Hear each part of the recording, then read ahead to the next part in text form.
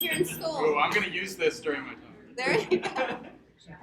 All right, it's my pleasure today to introduce Jonathan Eisen, who's a professor over at UC Davis. Many of you have heard Jonathan speak before. He was one of our keynotes at our technology conference. Was that 3 years? Almost 3 years ago, I think now.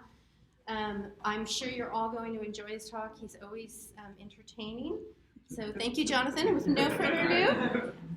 So yeah, so I've been teaching a 850-person class for the last few weeks, and I'm fortunately off right now. I tag team teach it. Big intro bio class, and about a day before the class started, the people coordinating this series said, "Oh, and by the way, we changed the order of the classes that they take. So they're no longer taking introductory molecular biology, cell biology, biochemistry before your class." So I had to redo everything on the fly, and so I haven't slept in about a month.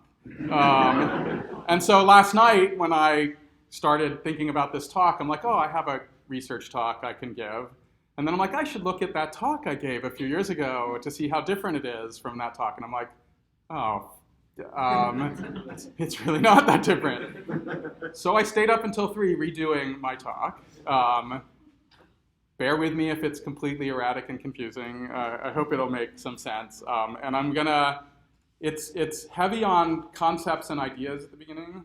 Please stop and we can talk about it. There's lots of data at the end, and if we don't get to the data, I don't care that much, but we'll see. So I redid the title, make it simpler. I want to talk about microbial phylogenomics and evolvability. And since I may not get to it at the end, there's lots of people involved in the stuff I'm going to tell you about, people in my lab, people who used to be in my lab, collaborators, and I should highlight these people as I go through and talk about it. So what I spent a lot of time thinking about last night was, what the hell do I actually study? And the reason that this is a big deal is we're really broad in my lab, really, really broad. And there are sort of organizing themes to it, but it's still very, very broad. So I want to give you a little bit of perspective on what I think we work on, which is what I call phylogenomics and evolvability. And I'll walk you through what I mean by this, but basically what we do related to this is we have model systems that we work on. We work on lots of different systems because I'm interested in the rules by which systems work rather than on a specific system. So we're interested in comparing different systems rather than working on one system. We develop methods and tools like analyzing data. We develop resources and reference data, and those two are the things I talked about the last time and that I normally talk about a lot. And what I'm going to focus on much more is the model systems rather than the methods and tools and reference data. We also do a lot of work, which I'm not going to talk extensively about, on communication and participation in microbiology and in science. And I'll mention this a little bit with citizen science. So what do I mean by phylogenomics and evolvability? I'm just going to walk you through this. What I'm really interested in scientifically is the origin of new functions, or the origin of novelty. And if you think about this in a really simplistic sense, I'm going to walk you through. You have a phylogenetic tree of 3 taxa. They have some trait in the past, the red feature, or whatever we want it to be. And some of the descendants from that common ancestor just stay the same. They inherit the ancestral trait. And another node in the tree inherits the ancestral trait on another one. But somewhere along the way, there's the invention of a new trait. And we label this on the, already forgotten where we label this with a little tick mark, and here's this green function that evolved on this tree.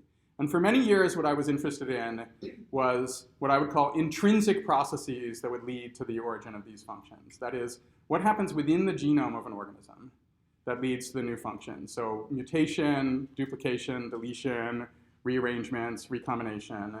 And I was interested in all the different mechanisms that would lead to this. And in particular, what I was interested in is what I call evolvability, which is not just how do these processes occur, but why do they differ between taxa?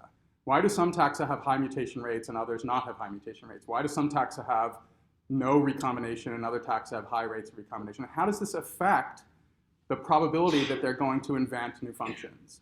And so can we use information about this to actually make predictions about organisms and their future in response to selective pressures or in response to particular conditions? And I do this in the context of what I call phylogenomics, which is most of what I know about is analyzing sequence data. And so we use sequence data and phylogenetic analysis combined together to try and make sense out of these origin of new processes and novelty. And I'm just going to walk you through a few examples of this that I've done in the past, just to give you an idea as to what I mean by sort of looking at these model systems and looking at evolvability. And this is focusing on this intrinsic novelty generation. So here's just a very simple example related to recombination. When I was in grad school, I got really interested in recombination processes. I worked in a lab that studied DNA repair, and one of the things that we were interested in is the structure-function relationships within the REC-A protein, which is involved in homologous recombination. And a postdoc had all this mutation data related to REC-A, and I'm not going to tell you all the details about it, but I got really interested in how to use comparative data from other taxa to make sense out of the data from E. coli and the crystal structure of E. coli, and asked about whether or not the three-dimensional structure seemed to be conserved across different taxa, and I built phylogenetic trees of REC-A to try and place this in context with comparison to other organisms. And along the way, I developed tools and methods that you could use to make sense out of this REC-A data. I designed PCR primers to amplify REC-A from different taxa to allow people to get more data I wanted. So the structured analysis that I was doing was trying to look for compensatory substitutions over evolutionary time. When you have an amino acid change at one point in the crystal structure, what amino acid change do you have at another point? This works really well for RNA structure when you have 4 possible nucleotides. With 20 possible amino acids in protein structures, it's really hard, so we needed more data. So basically I said, okay, I'm gonna show people how to clone out REC-A from lots of different taxa, and started doing this. And this helped, and one of the interesting things that came from this was Nancy Moran, who was working on endosymbionts, sent me an email saying, hey, can you send me your PCR primers? And I sent them to her, and she said, this is really weird. Buchnera, this endosymbiont of aphids, we can't get REC-A out of it. It's never been heard. All organisms were supposed to have REC-A. Later on, when people sequenced the genome, they showed that actually this organism is missing REC-A. And that's really important for the evolvability of these endosymbionts, of these aphids. They don't have homologous recombination. They haven't invented another process to do it. They have completely lost homologous recombination. And that's very weird and very unusual, and constrains their evolvability in all sorts of important ways. I also started generating references and resources and trying to convince people to work on this. So I built websites about this, and I got really involved in the community of scientists for, this doesn't exist anymore, but I found it on the Wayback Machine, the Internet Archive, my old REC-A website. Unfortunately, Stanford deleted it, but so I did things related to this, and then kept trying to be involved in REC-A, although I've gotten interested in other things. So PCR turns out not to work that well for amplifying things that are protein coding genes because of the degeneracy of the code. So when metagenomics came along, we could then find homologs of all these other genes that we were not able to amplify with PCR, and we showed that REC-A was a useful marker for phylogeny for organisms, just like ribosomal RNA. There are a few other markers, and you can scan through metagenomic data sets and find all sorts of interesting things about REC-A. Not what I want to focus on, but that's sort of the general idea. And I then did the same thing with other mutation controlling processes like mismatch repair. So mismatch repair is really interesting. It's what many organisms use to limit the mutation rate when they make a replication error. Mismatch repair comes in and then corrects those replication errors. So Tiger, I worked at Tiger for 8 years, but this was before I worked at Tiger. They published the genome sequence of this organism, Helicobacter pylori, and they had this section of the paper that seemed really interesting to me, which said Helicobacter pylori has mut-S, and therefore we think it has mismatch repair. And I was working on the evolution of mismatch repair at the time, and I said, well, that's weird. Every organism that has mismatch repair has mut-S and mut-L, not just mut-S. And so to make a long story short, I scanned through the genome for Helicobacter pylori. They have a mut-S, but the mut-S that they have is weird. And when you build an evolutionary tree of the mut-S that they have, it doesn't group with the other, quote, normal mut-S's from bacteria. And I developed a method based upon this to predict functions of genes based on where they sit in a phylogenetic tree of other homologs of protein sequences, and I called this phylogenomics. That's when I got really interested in using genome data to study evolution. Turns out Helicobacter pylori has a very high mutation rate, so this is really important. Doesn't have a normal mut-S and doesn't have mismatch repair. Just as an aside, that prediction of function based on where a gene sits in a phylogenetic tree is completely copied from what people did with ribosomal RNA sequencing for many years, which was sequence a ribosomal RNA gene of an organism and try and predict its biology based on where it sits relative to other taxa in the phylogenetic tree. This is what I worked on as an undergraduate on chemosynthetic symbionts. So I had this background of predicting function by phylogenetic trees, and I just adapted it to working with protein sequences and protein function as opposed to organisms. So we did lots of other things related to this. One thing called the X-files, which related to genome rearrangements, another related to duplication processes, lots and lots of other model systems for working on intrinsic change and the variation between taxa in those processes and whether or not that led us to information about the biology of those organisms or their future responses to things like stresses and selection. However, I both got less interested in this, but I got more interested in something else, which, going back to my little model here for novelty origin, intrinsic processes are just one way that organisms get novelty. Another way is to steal novelty from other organisms. So for a while, I got interested in lateral gene transfer and recombination between taxa because that allowed organisms to not have to invent the process themselves, but still acquire the novelty. And I spent a lot of time working on various aspects of recombination and lateral gene transfer, and the same type of thing. Why did some organisms undergo a lot of lateral gene transfer and other organisms did not? What were the rules that told us which organisms were going to have this, and can that predict anything about their biology? And I'm not really going to go into detail on this. We worked on this with lots of different organisms. I'm just going to say one example, this Wolbachia organism, which is a weird group of organisms that are maternally transmitted in invertebrates. And because they're maternally transmitted, they've evolved all sorts of means to suppress the frequency or abundance of males in populations, including killing males, making males sterile, making females reproduce asexually, all sorts of interesting things. It's an intracellular bacterium transmitted only intracellularly, and many people prior to us sequencing this genome said all intracellular organisms shouldn't have any lateral gene transfer because they don't get exposed to lots of other DNA from the environment. And yet the Wolbachia genome was completely overrun by mobile elements, phage, and other lateral gene transfer sort of events. So again, why did Wolbachia have this, but other intracellular symbionts and others not have it? And that is sort of the key question about the evolvability of different taxa. This opens up a whole window into Wolbachia biology by being able to suck up DNA from other organisms. Why doesn't Buchnera, for example, the endosymbionts of aphids, do this? Okay, so again, got really interested in these extrinsic sources, and then I sort of remembered my past working that phylogenetic tree that I showed you of ribosomal RNA taxa was on symbiotic bacteria that live inside marine invertebrates that couldn't be cultured, that we needed to use ribosomal RNA sequencing to figure out what they were. And I sort of rediscovered my interest in symbioses, in part in this context of novelty. So in addition to stealing genes, there's an even easier way to acquire novelty, which is just to work with another organism through some type of symbiosis, or work with multiple organisms through what you could call symbioses, or all the sort of hot rage right now is to work with thousands of taxa, that is the microbiomes or communities of organisms, and acquire functions that way. So most of what we've been doing in my lab for the last 15 years or so has been trying to figure out the rules by which a host in particular can interact with either single organisms or really thousands of organisms and acquire new functions. And can we figure out what those rules are? And in particular, can we manipulate that in the long run? That is, if something goes wrong with the interaction between a host and a microbiome in some way, can we use our understanding of how those systems work in order to make predictions about the future of these organisms?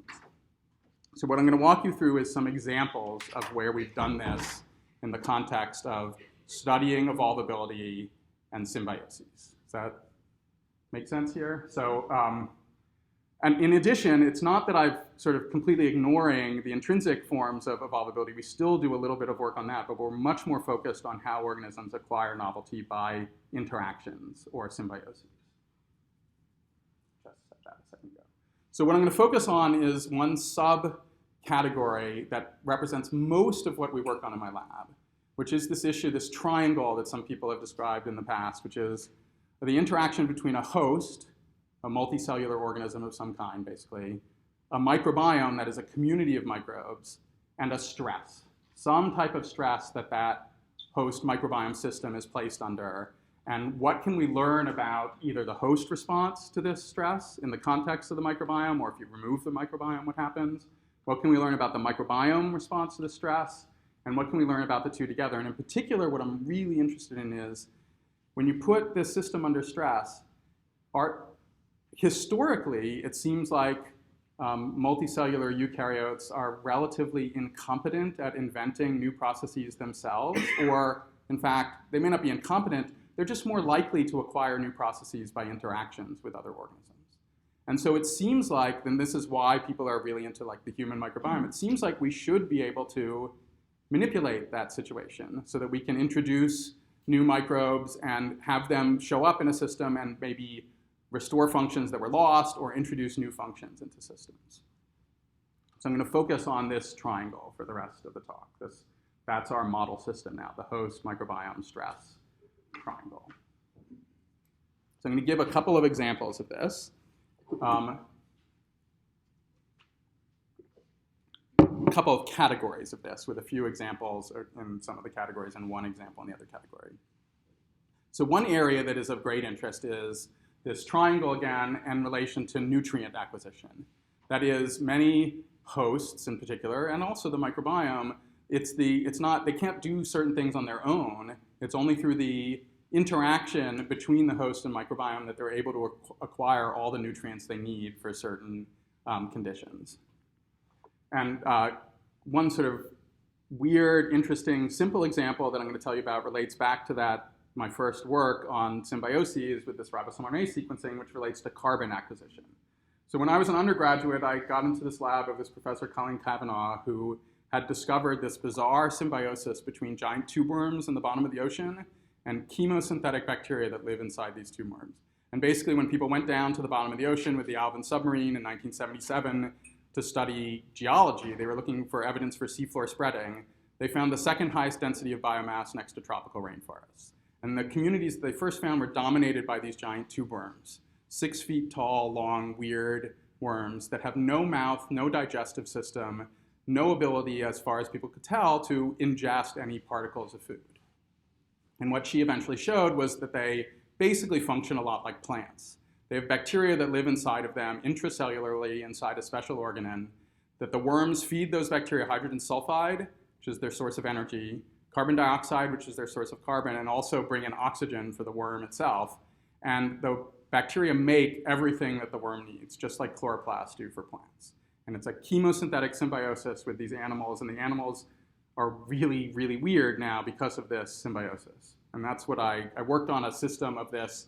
So you don't find it just in the bottom of the ocean. Anywhere where hydrogen sulfide is really abundant or other highly reduced compounds are really abundant, there's some animal that has taken advantage of this to have chemosynthetic symbionts that make all of its food for them. And so I worked on this as an undergraduate, then forgot about it for a while, and then I went to Tiger, and I emailed Colleen one day. She was still working on this, and I said, hey, we should put in a proposal to sequence the genomes of some of these symbionts, and we got funding to do this. And we sequenced the genomes of a few of them. And just, to make a long story short, what the genomes show is they're not just, fixing carbon, right? They're not just making sugars. They have to make everything. So they have to make all the amino acids that the host is not getting from its diet. They have to make all the vitamins and cofactors that the host needs. They have to synthesize all the nutrients for these worms. And it makes complete sense when you think about it in retrospect that they're really not bringing in anything other than simple chemicals to feed to the bacteria. And again, this is really important for understanding the dynamic of these organisms, in part because what I didn't tell you is some of them have something even weirder, which is when they're larvae, these tube worms, they eat. So they don't have the symbionts when they're larvae. They acquire the symbionts and then become sessile and attach and grow into these giant worms. And so they have this weird transition between normal animal heterotrophy and then this bizarre chemoautotrophy and symbiosis when they're adults. And so having an understanding of that interaction is really important for understanding the biology of a lot of these organisms. So there are thousands of these examples of nutrient acquisition through symbioses, and I'm sure you're familiar with many of them, ruminants and other things. I'm just going to give you one other example related to this type of sort of nutrient interaction. It relates to the glassy-winged sharpshooter, which if you're in the wine industry is a freaky thing to see. It's one of the vectors for Pierce's disease in grapes as well as in other organisms. And to make a long story short, many people have been working on organisms like the sharpshooter because they have a really weird mode of feeding. They live on xylem sap. They live on basically mineral water. And how on earth can an organism survive off of xylem, especially in the face of the plant response to organisms feeding off xylem, which is to suck out all the nutrients that animals would basically need to survive from their xylem to prevent animals from feeding on their xylem. What do sharpshooters do? They do something similar to what aphids do. So aphids have a similar thing, but they feed on phloem, which is a little more nutrient rich. Sharpshooters have bacterial symbionts that make everything that they need. So we did work on this with Nancy Moran when I was at Tiger, and basically, long story short, there are two symbionts that live inside these specialized tissues in the sharpshooter, one called Solcia, one called Baumania. And after a lot of work, we basically showed that Solcia is making the amino acids for the host, all the essential amino acids that it can't get from any other means, and Baumania is making the vitamins and cofactors. And together, they make everything needed by the host to supplement its diet. And it's just incredibly weird, but in retrospect, it makes sense. And since we did this work, lots of other people, Nancy Moran, John McCutcheon, and others have shown an incredible diversity within the xylem-feeding organisms as to what interaction they have with symbionts, how many symbionts they have, and what the symbionts are doing to provide the nutrients for that system. And just going back to this intrinsic evolvability issue, so it turns out that there's lots of variation among endosymbionts in their evolutionary rates. The ones that have the highest evolutionary rates, you can see by the long branches on these evolutionary trees, those are the ones that are missing the DNA mismatch repair enzymes. So there are many endosymbionts that have lost all sorts of processes, including DNA mismatch repair. Once you lose DNA mismatch repair, your mutation rate goes up very high. And are they doing anything to compensate for this? Does this affect what those endosymbionts are doing versus what other endosymbionts are doing? Oh, and I have some key lessons on here, but I may skip over them in the interest of time. But sometimes more than one symbiont is interesting. It's important. So another type of nutrient stress that organisms experience is low nitrogen levels. There's lots of examples of this where symbionts are fixing nitrogen for some host in some system. There's lots of examples of this throughout the plant and animal tree of life. I'm just going to quickly tell you one other example. So we spent a few years working on this weird giant corn that grows in the mountains of Mexico that Howard Shapiro, who is the head of plant sciences at Mars, had been obsessed with for about 30 years since going to Mexico and seeing this. So there's this giant variety of corn that the farmers claimed that they were not feeding supplemental nitrogen into the systems, and yet it's growing incredibly well. To make a very long story short, it has this mucilage that it secretes from these aerial roots. The mucilage seems to be a good home for nitrogen fixation. It's basically very low in nitrogen levels, high in energy. It's basically the same thing that we do in the lab to culture nitrogen fixers, is you suck out all the available nitrogen. The only things that can grow there are things that fix nitrogen. And now things grow there, and then somehow, in a way that we don't understand right now, the plant is able to acquire some of that nitrogen. Either the cells are actually exporting it, or they die, or in some way. So there's these varieties of corn that at least can somewhat acquire some nitrogen via fixation rather than supplementing it into, by fertilizer. And again, we don't know exactly how this works, but having information about this interaction is really important for understanding these, other varieties of corn, these land races, as well as, of course, the hope is that you could transfer something about this into production corn. That seems probably really complicated because you would have to make production corn, make aerial roots, and secrete, gobs of mucilage from the aerial roots and have the right interaction with the microbiome. But anyway, it's an interesting story about nitrogen fixation and symbionts. Just one other thing we're working on, I call this a nutrient category because we're trying to figure out how animals do scent marking. And so in cats, we've been basically copying work that's been done in hyenas and other organisms, where in hyenas they've shown that the hyenas secrete food for microbes. Those microbes live off of the food and then produce volatile compounds.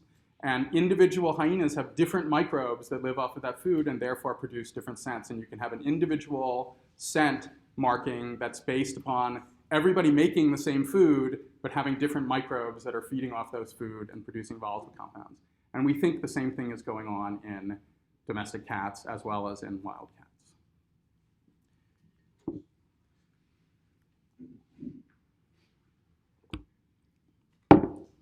I'm just going to go back to this for a second. So basically what we did was Holly Gans, who was in my lab, took swabs from one single cat at this point. Single cat, we cultured microbes from the anal gland of this single cat. With Christina Davis at UC Davis, we did volatile compounds from those samples. And then in the cultures, we also did volatile compounds from the cultures. And we showed that the microbes that are in culture are producing similar volatiles to what are found in the direct samples from the anal gland. And the microbes that we have in culture, at least some of them, are in relatively high abundance in the anal gland samples.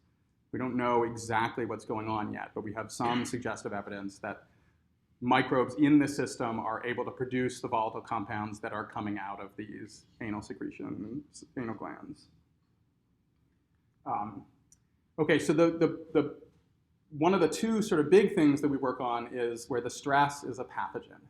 So this is a lot of people work on this type of sort of microbiome stress-host interaction where there are two questions that a lot of people ask about this, and we sort of have worked on both. One is the microbiome pattern that an individual has related to what the susceptibility to a particular pathogen?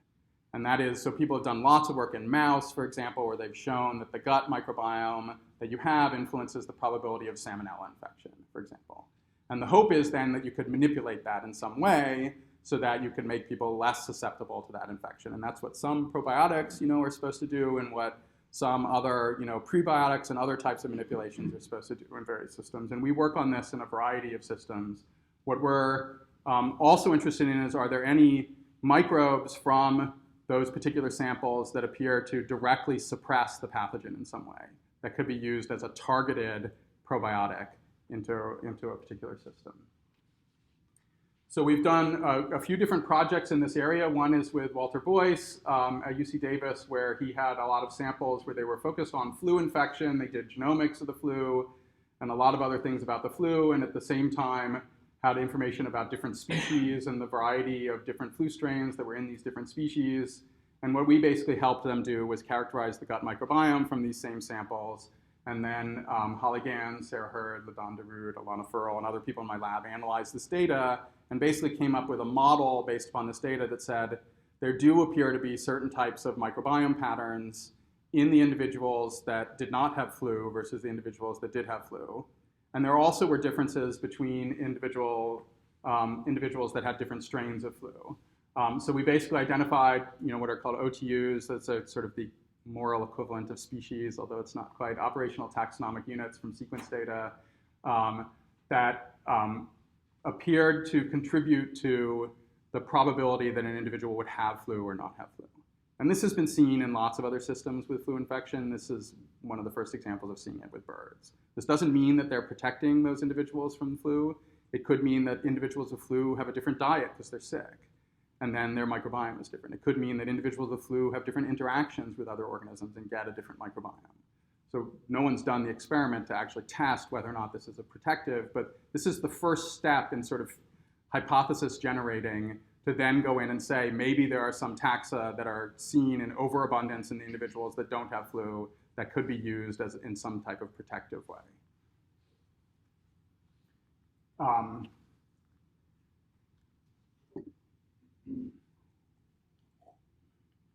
This is a related story, although it's not really about the pathogen. So I have a graduate student, Katie Dalhousen, who went to Australia on a trip, basically, and completely fell in love with the microbiome story associated with koalas and chlamydia infections, and it ended up becoming her thesis project. I know, it's really bizarre. John Oliver picked this up when we had a paper about this, and there was a big debate about koalas and chlamydia in the New York Times and other places. So here's the story.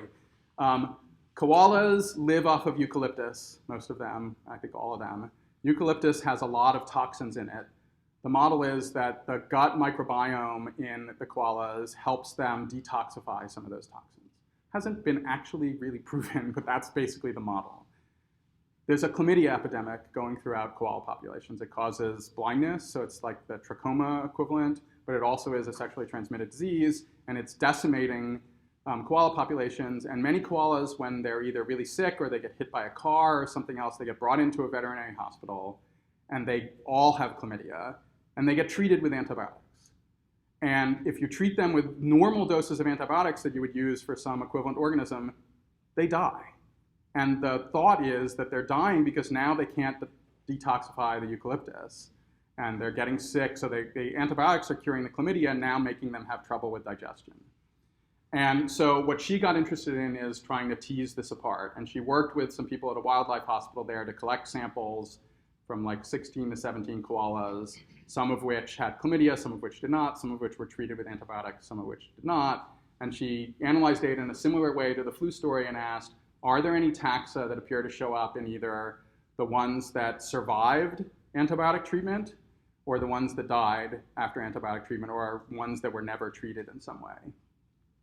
So basically, this is the model. They're sick, they get antibiotics, they get even sicker. And so how does that relate to this eating the eucalyptus? And so basically, we did sort of network analysis of the microbiome in all of these different koalas, very small sample size, but still teased it apart and found a couple of taxa that appeared to be overabundant in the individuals that survived the antibiotic treatment or were healthy. And interestingly, if you do a big heat map analysis and a statistical analysis, the taxa that came out as among the most predictive or most correlated to health status included this organism Lone-Pinella koalarum, or close relatives of that. This is the one organism that has been cultured from koala guts that degrades some of the compounds that are found in eucalyptus that people have proposed might be involved in actually protecting koalas from the toxins in eucalyptus. So again, we don't have proof that this is what's going on here, but the fact that this sort of statistical analysis, the top hit that we came out of this with was with an organism that at least a relative of it in the lab is able to degrade the toxins is pretty suggestive of something interesting going on in the koala system. Yeah. Can the koalas be put in an alternate bag to see if it's the antibiotics which are killing them or it's a toxin? So the veterinarians have developed over many years massively low dose antibiotic treatments, basically for koalas, because they find that when they give them high doses, they all get sick and die. And when you give them lower doses, it's sort of borderline, but they haven't really proven exactly what's going on in this system. But the number one phenotype that they report is GI issues after the antibiotic treatment. So they get really constipated and they get bloating and they seem to be starving in some way. And so that's the number one symptom, but again, it hasn't been proven. Yeah, if you switch the diet, you can show that if it's an antibiotic causing a GI issue. Yeah, I don't know if they've done that or not. I don't think they have. I think they basically only eat eucalyptus. And I think it's specific for particular types of eucalyptus too, but I don't know a lot of the details on that. So we've now sequenced the genome of this, and we've also done metagenomics, and we're trying to scan through the data to find candidate genes that might be involved in degrading some of the different compounds in eucalyptus. Another area that is under work in my lab by two students also kind of in a way relates to a personal obsession of theirs. So I have two students, Sonia Ghosh and Marina DeLeon, who both have become passionate about and fascinated by this story of the amphibian decimation that's occurring across the globe by these chytrid fungal infections. And so in particular, there's one species of chytrid that is spread throughout the globe that infects all sorts of amphibian populations and is thought to be responsible for hundreds of species extinctions and thousands of listing of organisms as endangered. And basically, chytrids are kind of nasty because of the fungi. They're one of the few lineages that's able to swim motile in the marine environment, and so this is thought to be partly responsible for why they're affecting amphibian populations much more than other populations. So what they're interested in is this triangle again, frogs and their skin microbiome and the chytrid, and there's prior work that has suggested that there is some type of interaction there. There's even a probiotic therapy that there's one paper about relating to one organism that people have introduced back into some populations that appears to protect them from the chytrid. So basically what they're doing is similar to the stories that I just told you about, which is going to frog populations, surveying them, collecting samples, looking at the abundance of the chytrid, looking at the microbiome, and looking for whether or not there are any individual taxa that appear to be predictive of not being infected by the chytrid, and then culturing organisms from these systems and trying to show in the lab either that those organisms suppress the chytrid in some way, or that we can introduce them back into systems that might protect the animals in some way. Many of the taxa that you grow from the frog skin are purple, and they produce this violacin pigment that has been shown, at least in some cases, to be antifungal.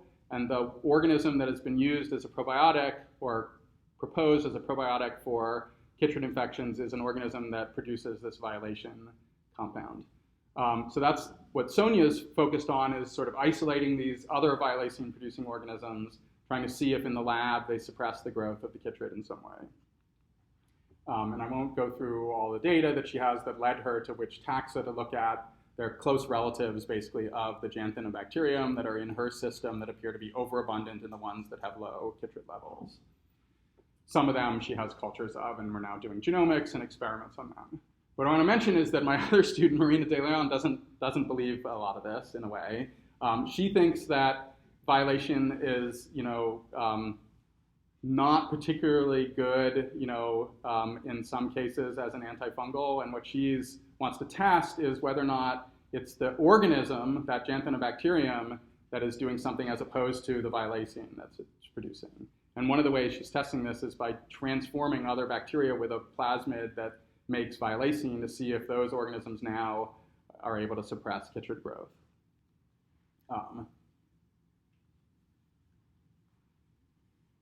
And so as I haven't mentioned this in most of the other cases, as part of most of the work that we're doing on all these pathogen systems, we want to have culture collections of organisms, both for getting genome data to interpret the environmental data, to do experiments on whether or not they produce some compound that might suppress the pathogen, and eventually use them as tests for some type of probiotic therapy for these ecosystems. And we have basically armies of undergraduates in my lab, as Laura will know, who basically we bring in, and then they spend a bunch of time just culturing organisms from particular ecosystems, identifying them with ribosomal RNA sequencing, maybe eventually sequencing the genomes, and also now doing experiments to look at whether or not in the lab they at least suppress the pathogen in some way. And so this is just an example. One of the students that's working with Sonia has been culturing. We have 200 or 300 cultures of organisms from these frogs, and they're now basically doing a medium throughput, not high throughput, suppressing screen to grow the chytrid and look at whether or not these individual microbes are somehow suppressing the chytrid growth in some way. All right.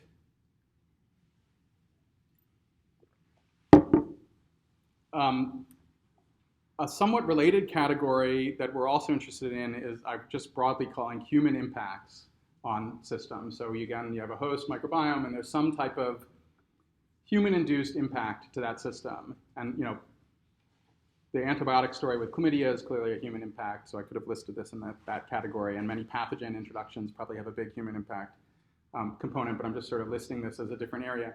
One of them that I've been really interested in, I'm not going to talk a lot about, is just domestication. So the corn story is interesting because it's thought by a lot of people that the domestication of corn led to really easy use of corn, growth of corn, good genetics and other things, but the associations with some beneficial microbes may have been lost during that domestication, or the exact details of that association may have been changed in some way. And so many people throughout all sorts of different agricultural organisms are going back to the land races or going back to the wild relatives and saying, are there any things in the microbiome there that are not present in the domesticated version, and can we see if any of them might be reintroduced in some way to benefit that individual? So we've done a lot of work in this area. In particular, we did a lot of work on rice, and now we're doing this work, been doing this work on corn. I don't want to talk about a lot of the details, but the basic idea is that if we understand the host microbiome interaction in the domesticated versions, we can then go to the wild relatives, the land races and others, and ask what is different there, and then the hope is that you could just introduce a new microbe into the domesticated versions. The reality is that the actual host side of the interaction is also frequently changed. You can't just introduce a lost microbe into the system and get it to work.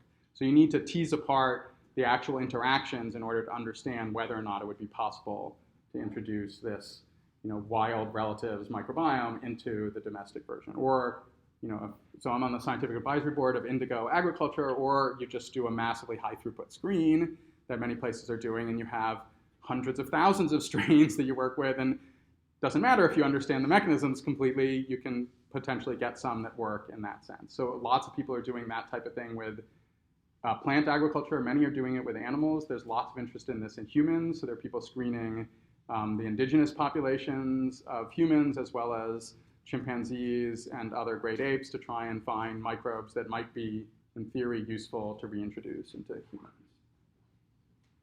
So changing temperature is a big area of interest at UC Davis and other areas. What are its effects on communities or individual organisms? Most of the work in host systems has focused on the host response to temperature stress, but there's clearly a component where the microbiome is involved in some of the responses to that stress, and in theory, potentially might be useful as something to modify in order to protect individuals from the temperature stress.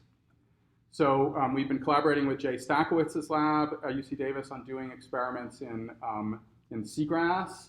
Alana Furl, who was in my lab, was coordinating this project with a lot of people at Bodega Bay Marine Lab and also in Jay Stackowitz's lab. The basic idea is to rear seagrass in these controlled environments, expose them to temperature changes, monitor the changes that are going on in those individuals, and look at what they were focusing on was the host side, and they added basically what we call a microbiome layer to these experiments where you also look at the microbiome response. And so the microbiome definitely has differential responses to the temperature treatment, and those responses are correlated to the genotype of the individual plant. So individual plants, microbiomes respond differently depending on the genotype of that plant to temperature. Again, we don't know if there's any mechanistic involvement of the microbiome in this case. We just know that it responds differentially to temperature depending on the genotype or the source pool of that particular plant. And one of the challenges with this was, as I'll come back to in a few minutes, was we had no context in doing this. So we looked at the microbiome, and we didn't know a lot when we originally worked on this about the microbiome of seagrass and how it interacted with the host. So interpreting this experiment was really challenging because there was just most of the taxa that showed up here didn't have close relatives that we had any data for. There are very few cultures that have been coming from seagrass. There's very little information to provide context. So some people here have heard about this from Raquel Pixoto. I'm just going to quickly go through it. She's been doing sabbatical in my lab for the last year and a half or so, and from Brazil. And she basically is interested in this triangle related to pollution and other environmental threats like temperature and climate change. And so she's done this really interesting work on mangroves, for example, where she takes it to the next level compared to what we've been doing mostly in my lab, which is they're characterizing the microbiome and looking at the interaction of the microbiome and various stresses, but they just jumped right ahead and are introducing what they call potentially beneficial microbes into the system. So they build a culture collection from mangroves, or as I'll tell you in a minute, from coral. They characterize what taxa those are from, and then they basically say, well, this group of organisms is frequently known to be associated with nitrogen fixation, or frequently known to be associated with some other protection of other organisms, or in fact this organism. Let's make a cocktail of those. It's like a fecal transplant basically for mangroves. And when they did this in mangroves, in this polluted environment in Brazil, they basically found out only if you add these potentially beneficial microbes to the system and plant the mangroves after you've introduced them, do the mangroves survive in this polluted, oil-rich environment. When you plant the mangroves without that beneficial consortium, or that putative beneficial consortium, they don't grow as well in this environment. So they don't know the mechanism that's going on here. They don't know, exactly what's going on, but they have sort of leapfrogged over characterizing the entire ecosystem and just saying, let's just do experiments with cultured organisms and see if they can provide some sort of benefit, and then work backwards from there to figure out what is going on to try and guide it in some other way. And what I'm most interested in is the work that she's doing in coral, which she's also been now doing in my lab for a while. A lot of this is based on work that she did previously to coming to Davis, where basically they're interested in the temperature stress in coral and pathogen stress, and they're doing the same thing that I mentioned in mangroves. Oh, I just wanted to show this. I have an undergraduate in my lab who's been doing coral culturing, who just like spontaneously one day posted this artistic rendition of coral bleaching. And it got all sorts of good press. There were stories written about it around here. She's one of the undergraduates who's basically just working with Raquel to do culturing from the system. So basically the idea is what I was outlining before. You take coral, you culture organisms from that system, you identify them, and then you basically come up with hypotheses for things that might provide beneficial effects against temperature, against pathogens. You mix those with other coral, and you introduce them into a system and then test whether or not those mixes provide temperature resistance or pathogen resistance. And again, it's sort of the equivalent to fecal transplants, except they're not doing single organisms. That's why it's sort of, I think it's like fecal transplants, but they're doing defined organisms. So they've cultured them and then make these mixes. And again, you don't know if something works. You don't know if it's an individual organism in that mix or some interaction of the organisms in the mix or the entire collection of things in the mix. But they've basically found through a series of experiments that they can get increased resistance to pathogens and increased resistance to temperature by these introductions. And now they're basically moving to the next level in some places by introducing these back into wild ecosystems. So most of this was done in the lab. And it's really, really remarkable findings. And I think we're shifting a lot of the work that we're thinking of doing in the lab from, I'm a basic scientist, so this meticulous characterizing everything before doing an actual practical experiment to trying to jump over that in some cases and do more experimental tests of the potential benefits of organisms rather than just predicting them over and over before doing those tests. So the latest is that their culturing has not produced a massively diverse collection of microbes from coral. And everybody in the coral community, there are lots of other people doing similar things to Raquel. There's actually a network that she's now created called the BMMO network, the Beneficial Marine Microbe, I don't know what the O is, organism, I think, network. But many of the people say we just don't have a diverse collection of organisms. So one of the things we've been trying to do is increase the types of conditions that we use to culture organisms from the coral system. And that's what a lot of the undergraduates in my laboratory have been doing. They basically blend up coral. And one of the new things is to add back in like physical bits of the coral structure into the culturing condition. And it seems to really help certain organisms grow in the system. And that's what a lot of people have been doing. And that's what they've been doing in my lab. And so then the last thing I want to talk about is a very similar type of thing, but focusing on the environment changing rather than some specific stress or specific stressor. And so when a host microbiome system is in a particular place and it either moves to a new environment or the environment changes in some way, it changes the host is going to respond to that, the microbiome is going to respond to that, and the interaction is going to change. And the one I want to tell you about just at the end here is work that we've been doing in seagrass. And so I got really interested in seagrass when I was actually teaching this intro bio class many, many years ago. And I was co-teaching it with a plant paleontologist. And he showed this really interesting figure, which is basically similar to this figure here, which he basically said, yeah, seagrass are really weird. They actually are 3 separate lineages of plants within this one order, the Elismatales. And they appear to have 3 separate times gone from freshwater into saltwater, and then converged upon the seagrass phenotype from after that invasion of the marine environment. They converged on morphology, reproductive strategies, physiology, all sorts of other properties. So we got a grant from the Moore Foundation to basically start to look at the seagrass microbiome interaction and ask the question, okay, this is a sort of a normal flowering plant, but living submerged in seawater. What have they done with their interaction with the microbiome? How did they adapt to the seawater? Did they bring their aquatic or terrestrial microbes with them, and then those microbes adapted to the saltwater environment? Or did they recruit new microbes from the saltwater environment that would allow them to live in the saltwater environment and do different things? And so that's basically what we've been looking at for the last 4 or 5 years. doing sort of general biogeography of the plants, surveying them, looking at where the different microbes are, predicting their functions based upon originally ribosomal RNA sequencing and then genomics. We wouldn't have been able to do this without participation from a network called the ZEN network, the Zoster Experimental Network, which is a collaboration across like 40 or 50 research labs that all try and coordinate studies of seagrass, mostly in their summer seasons. And we got help with them by sending out kits to them that they collected samples for us, and then we brought them back to the lab for microbiome characterization. That's the kits that we basically made. Laura has helped make many of those. I don't want to tell you all the details about this, but basically, just like you see with any other ecosystem and any other plant, there's lots of variation within individuals and different parts of the plant and the particular microbiome that you see. The patterns that we see sort of make functional sense that is associated with the roots. So most of the species of seagrass have roots, not all of them do, and they're in anoxic sediments, usually loaded with hydrogen sulfide. We see lots of sulfate reducers and other sulfur metabolizing organisms, or predicted to be associated with the roots.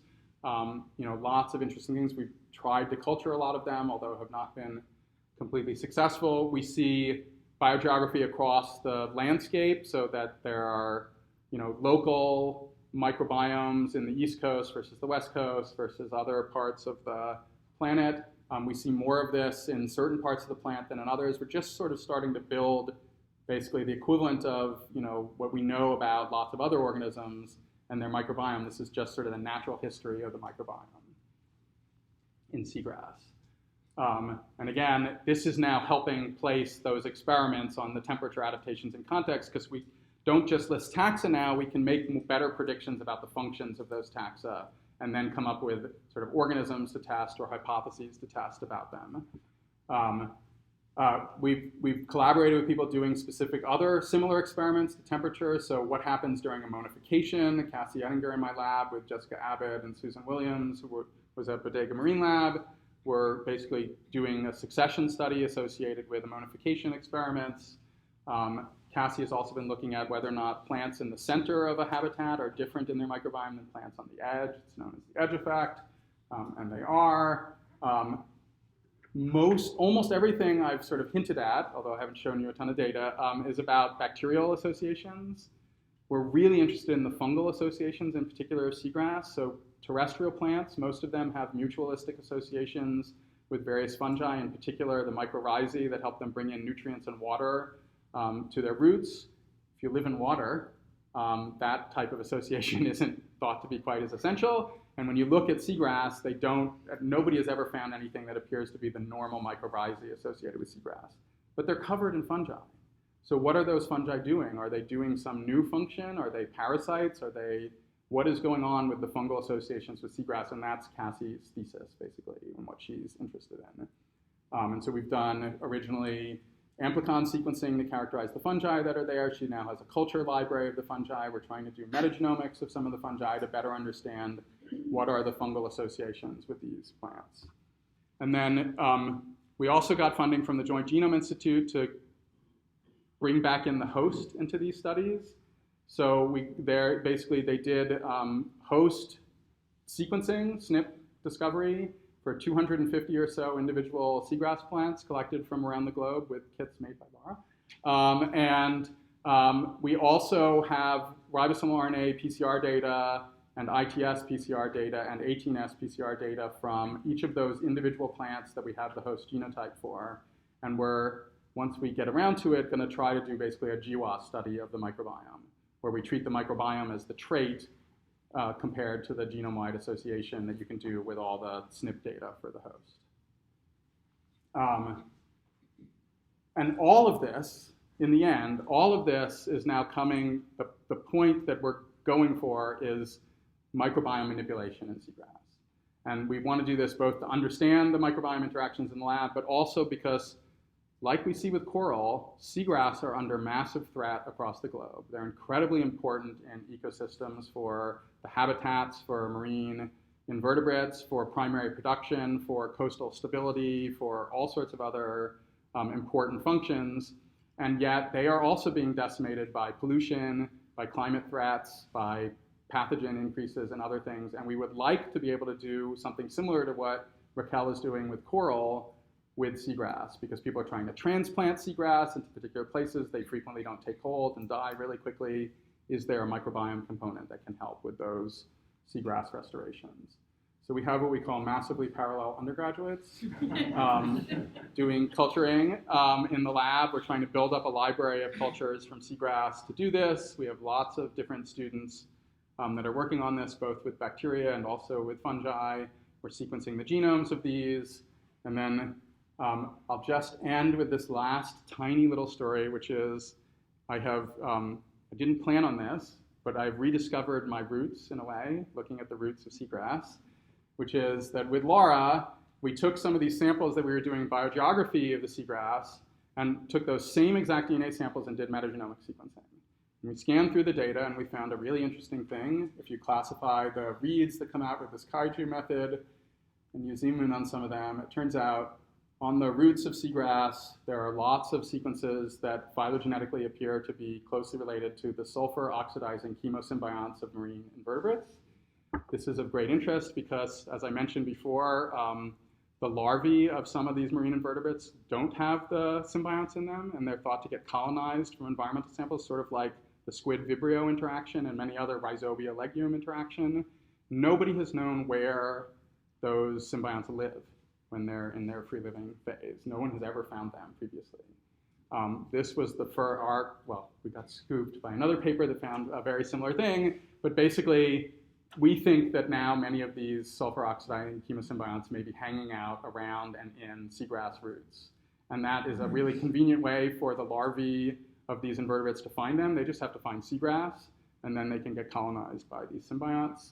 So this is back, the thing I worked on in Colleen Kavanaugh's lab was a clam called Solomia velum that is found in seagrass beds, the same seagrass that we have been doing the seagrass microbiome interaction. I used to go out as an undergraduate and dig up clams and throw away the seagrass that was in the way. But now I'm interested in this potential interaction with the clams, seagrass, microbiome, symbionts.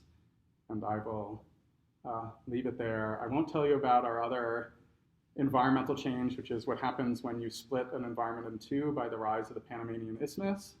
It's really cool, but I won't tell you about that. And then I'll just leave you there. Thanks.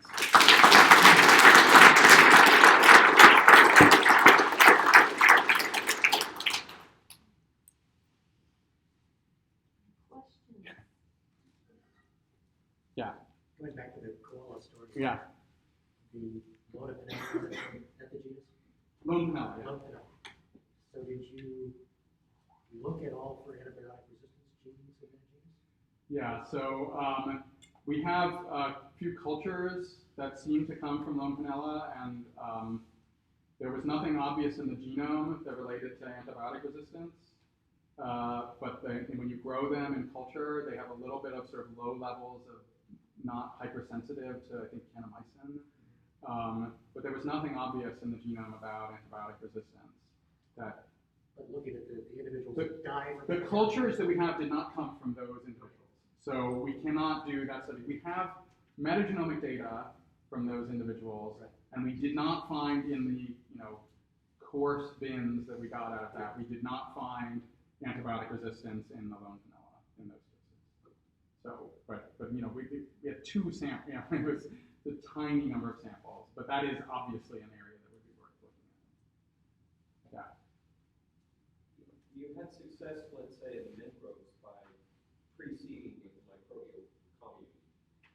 What sort of dosing do you need to make that happen? Yeah, I mean, so Raquel Pixota did that work before she came to my lab, so I don't know all of the details, but they have tested in some cases the dosage. It's really high.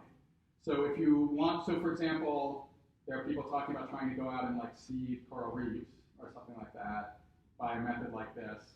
You'd have to deliver a pretty damn big bolus of the microbiome, given what they found in the lab.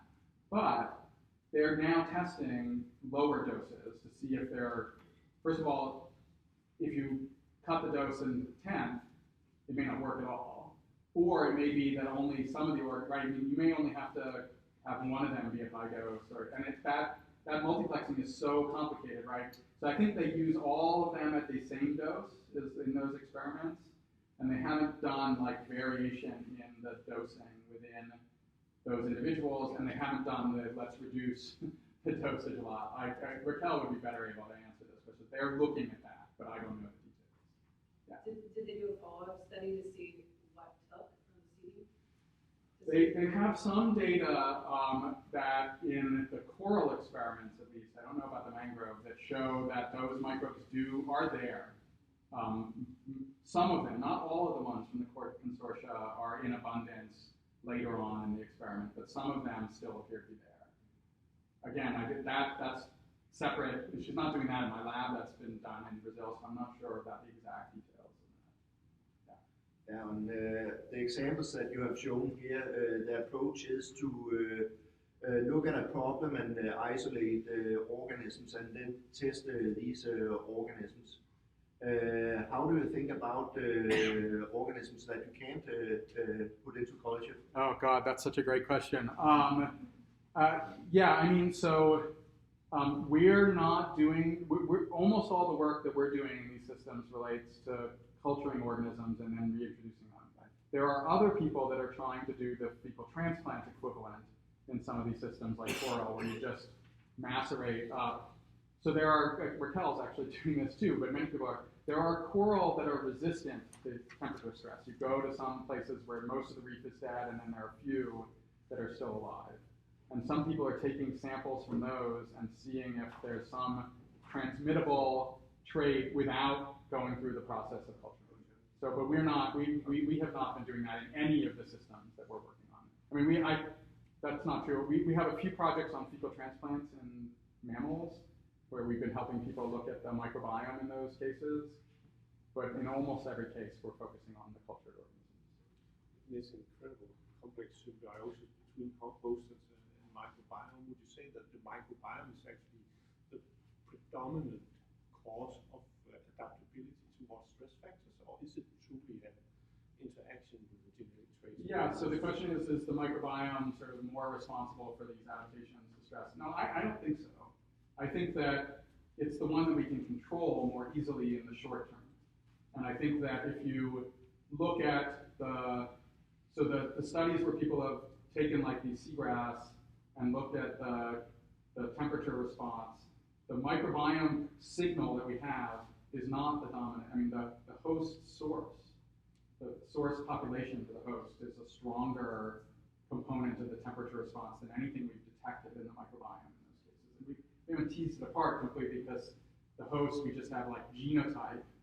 And for the microbiome, we have 10,000 taxa that we're trying to come up with a pattern recognition for. So at least in the cases that I've been involved in, I would say no, the microbiome is not necessarily the dominant factor, but it is one that we think could, have a 5 to 10 to 15% effect on a lot of these traits, and it is something that is more easily manipulable. And in the context of like agriculture, you're not doing GMOs in those kind of cases. You're not modifying the genome of the host in some way.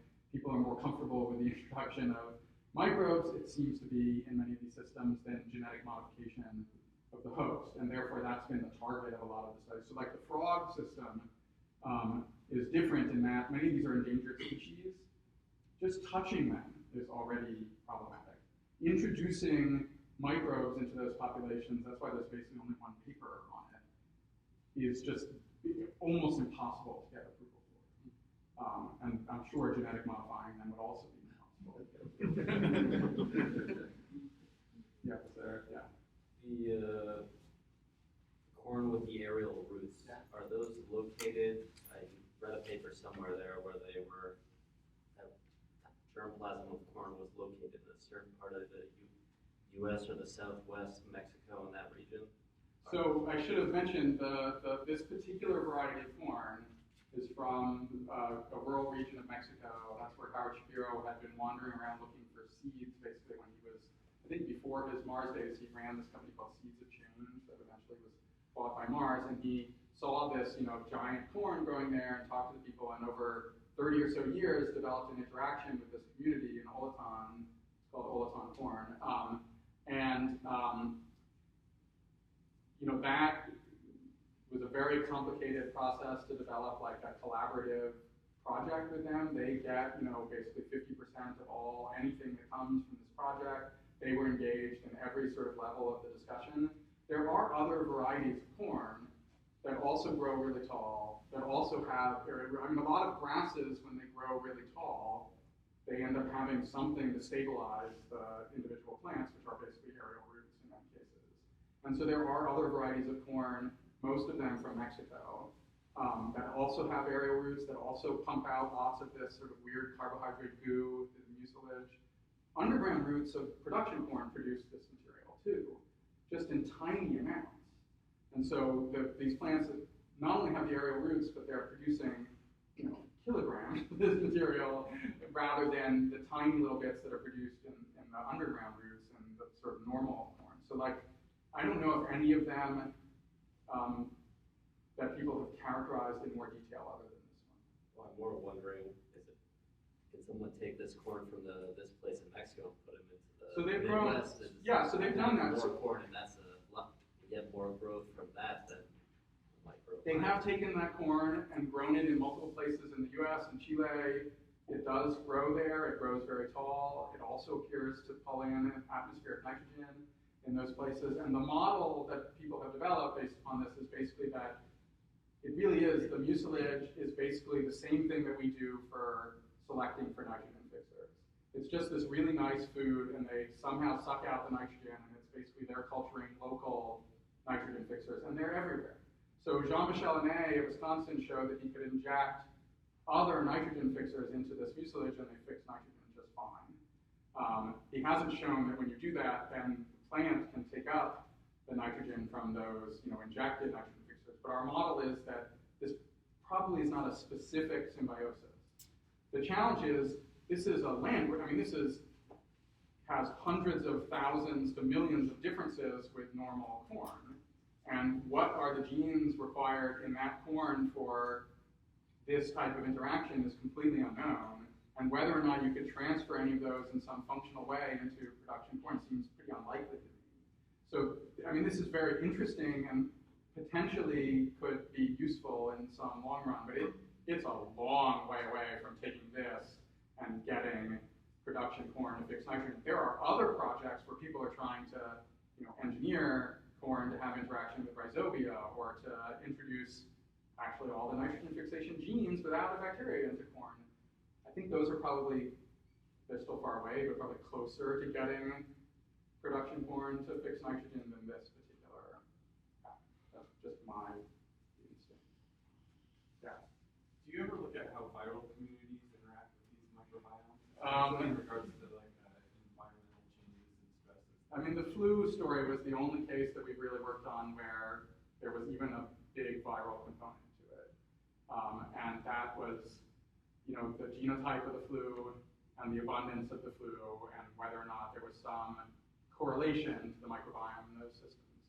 We do not, in my lab right now, other than by luck, look at the virome in any communities. We do a lot of metagenomic sequencing, and we try to use methods where we would capture viral particles from the systems, but it's not by design really, and it's not something we look at a lot. But it's absolutely, we know we have to look at this much more, and we just haven't been doing it.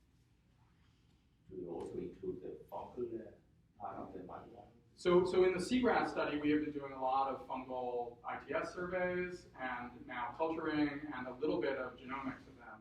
The challenge with Seagrass is that, I don't know if you know much about ITS surveys, but when you PCR amplify ribosomal RNA genes that characterize bacteria and archaea, you can build a phylogenetic tree of those genes and figure out what something is, even if there aren't close relatives in the database.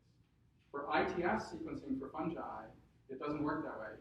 It's so variable that you can't compare your ITS to other ITSs, really. You have to do a lookup table. You have to see if you have a match to something that you have a full-length sequence for, that will tell you what it is. And not surprisingly, very few marine fungi have ITS sequences that are fully sequenced, and even fewer are from seagrass. So we have data, but we don't know what a lot of these organisms do you have data for rice or corn? We haven't done it. Other people have. I mean, plenty of other people have. I think Sundar is now doing some fungal surveys associated with his rice microbiome studies. But we have only done it in my lab really with the Seagrass system. And it's really hard because of this ITS issue. All right. I think it's time then to give Jonathan. Thank you.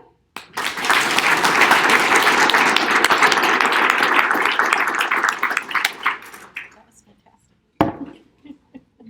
It was a long journey, quick journey. Yeah. Let's see here.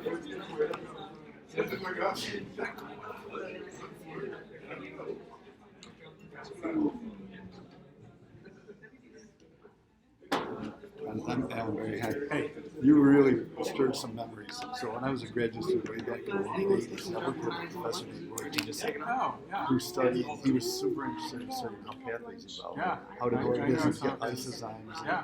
and seeing the alpha and beta proteobacteria, God, that was like, because that was, those 16 nice trees were brand new. I went to grad school to do isozyme stuff. On butterflies. It's amazing to see how far it's come. Roy would be happy. He's, I don't know where he is now. Super interesting. Yeah, that would be at least it had an absolutely. I saw you talk about the birding and the Oh, duck.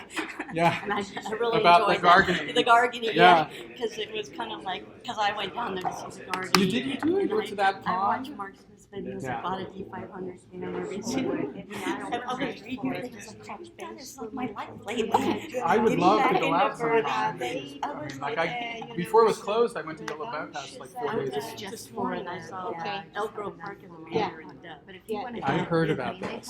So you didn't do the Sacramento City Challenge, did you? No, I did.